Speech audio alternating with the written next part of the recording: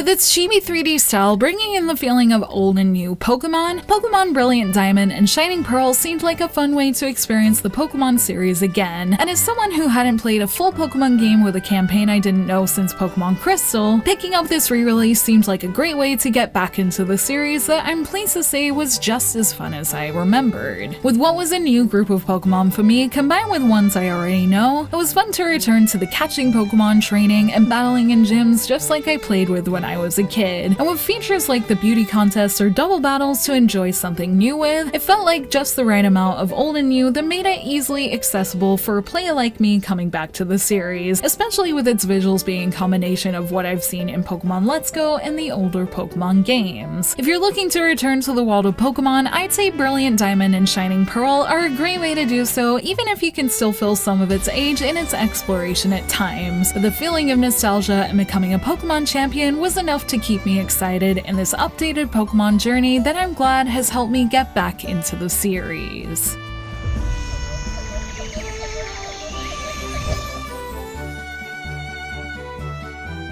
If you've ever played Pokémon before, you're probably familiar with its game flow that seems pretty consistent with the last new Pokémon campaign I played, which was a couple of games in the series before this one. You still start off by meeting your rival in the Professor, then getting your starter Pokémon just in a slightly more roundabout sense that adds a bit of flavor to an otherwise familiar premise. Then, after a few tutorials, you can get your first Pokeballs and start catching Pokémon to create a proper party. Then train them up a little, try your luck at the first gym, and the journey continues as you travel to find the rest of the gyms, have the occasional battle with your rival along the way, all while seeing a small story unfold as you prepare to take down the Elite Four and become a Pokemon champion, and if you're really committed, even a Pokemon master. While it is still basically the same old Pokemon, the little upgrades along the way are what make it feel new as someone coming back to the series. Aside from the obvious visual difference, there are little things like the Pokétch that gives you a pedometer that is useful for keeping track of eggs that might hatch, among other apps and features, and there's also the convenience of not having to give Pokemon's TMs that makes this experience very accessible for those jumping back in or those playing for the first time with these quality of life changes. And with this game series probably being my first JRPG I tried when I was a kid, I kind of like that it's not such a complicated journey to make it easy for anyone to play with this type of training and leveling JRPG. One thing that I liked that was slightly more complex in this entry compared to Let's Go was that Brilliant Diamond keeps its original catching method where Pokemon are caught through battles rather than the Pokemon Go-esque system, making it even closer to the Pokemon games I played as a kid too. I personally didn't mind the simplified catching system, probably partially thanks to playing with its Pokeball peripheral, but weakening Pokemon and catching them is a style of Pokemon that feels the most at home and ultimately right to have in the series, especially if you grew up with it like I did. Keeping with the idea of adding small upgrades to the game though, I like how it still managed to keep things feeling fresh with the simple addition of having more types of Pokeballs to use that make the system feel like it had a little more strategy while still with that familiar feeling. This is also echoed in trainer battles where you can sometimes battle Pokemon 2-on-2, whether it be with another trainer you meet on the way or with your own two Pokemon when two enemies take you on at once. When it's the latter, it could probably be considered a little unnecessarily clunky to put in moves for two Pokemon rather than just one, but considering moves like Surf or Earthquake will affect more than one Pokemon, which often ends up including your own, it was interesting at the very least to consider moves in a different way. In saying that, learning these alternative strategies didn't matter too much when it came to things like gym battles that were usually one-on-one anyway, but it did add that little hint of something new that made the series feel like it progressed and nonetheless helped keep things fresh along the journey. Outside of these 2-on-2 battles, challenge was also one of the things I enjoyed a lot in Brilliant Diamond, especially in the final parts of my 30 hours with it, with the higher level trainers like the Elite Four and even some of the gems providing a very satisfying challenge. It was also nice to have features like the Underground to training and catch new Pokemon that you can access from almost anywhere that provides a quick solution if you get stuck at any point. And altogether, these make for a Pokemon journey that was easy to keep immersed in and had me playing it happily pretty much every day for a week until I finished. And despite there being a few things that I think could have been a little better, the enjoyment from this upgraded Pokemon system outweighs those things to make for a new fun Pokemon journey that reminded me of just how enjoyable the series is.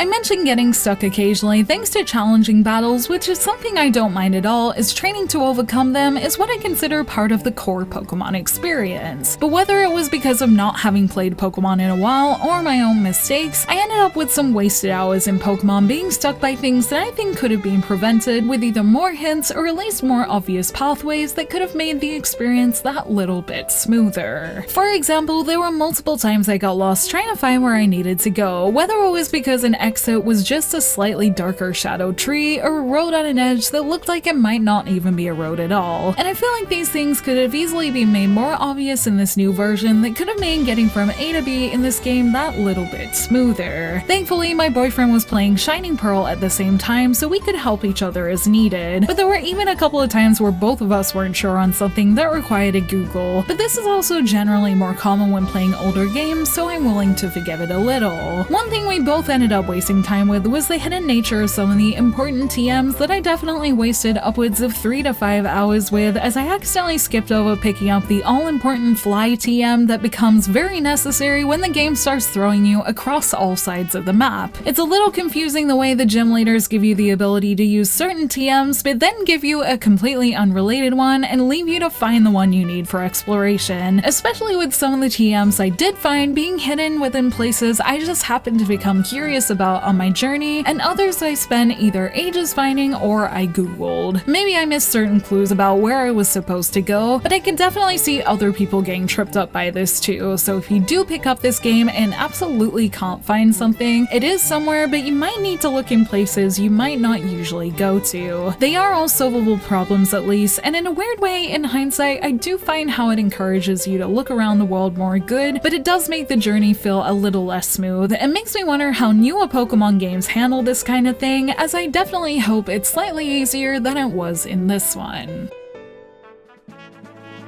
The Pokémon series easily features a bunch of built-in replayability thanks to it being a monster collecting game. Naturally, at the end of a journey, you have the option to try and catch them all, which may require a little trading with a friend, or you could even just be satisfied by catching all the ones within the version you have, or even just filling the Pokédex as much as possible. There are definitely other things I could check out now that I'm at the end of my journey too, such as finding certain story-related legendaries, really challenging my team with leftover trainers, or checking out more of the underground to try and catch them all. That may be something I eventually do in my free time if I ever feel the urge. I did already play a lot with the beauty contest and making poffins during my journey that probably added some extra hours to my journey anyway, so at the moment I don't overly feel like coming back to it, although the nature of having Pokemon on my Switch means I can do some extra Pokemon catching at any time. Being reminded of how fun this monster collecting game is and how easy it is to jump in and out of once you've finished will hopefully mean I keep this game in mind when I have a little free time. And in any case, I'm glad it made me more excited to play with Pokemon more in general, whether it be with this entry or in the next one I'll play in the series. Pokémon is a series that brings on nostalgia for many people who played it as a kid, and with Brilliant Diamond and Shining Pearl giving that gameplay a visual update while still being an easy way to jump back in with just the right amount of new features, it's a Pokemon journey that I'm glad to have played and has reignited some of my love for the series. It has such a nostalgic gameplay loop that I can't help but love, even if it's not the smoothest exploration experience, and when I look back on my experience, I think more about how it introduced me to new Pokemon and its satisfying battles rather than the harder moments in my journey. So for me, I'd say it was ultimately a campaign I had a lot of fun with, and even introduced me to some new favorite Pokemon that is a big plus in my books. So if you're looking to play in the world of Pokemon again, I'd say these new versions of Diamond and Pearl make it easier to do so than ever thanks to it being on Switch and following mostly the same game flow, and was a fun experience that I'm glad to have played with that has me looking forward to exploring more of the Sinnoh region soon. Thank you for watching this video. Let me know in the comments below if you played Pokemon Diamond and Pearl in any of its forms, and if you have, what did you think of it? You can like and share this video if you enjoyed it, subscribe to my channel for more JRPG content like this, and ring that bell to get notifications on whenever I post so you don't miss a thing. You can check out more videos here, and you can find me on social media on Twitter, Facebook, and Instagram, all at JRPG Jungle. Links to those will be in the description below, and until next time, thank you, bye!